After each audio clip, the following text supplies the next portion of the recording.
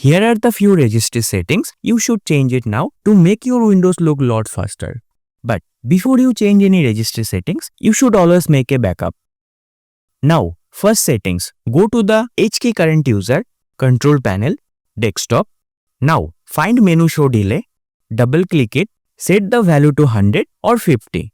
Default is 400, lower is faster. See the difference?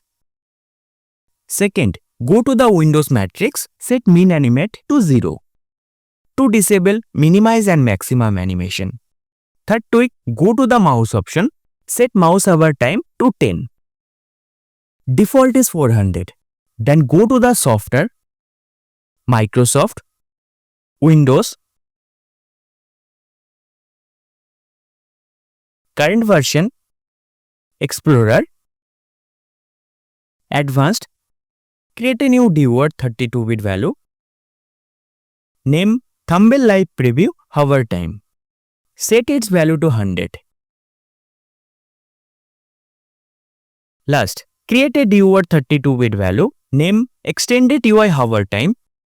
Make sure spell it correctly or the feature wouldn't work properly. Set value to 1. This all help to reduce hover delay, like when you place your mouse over the taskbar or button.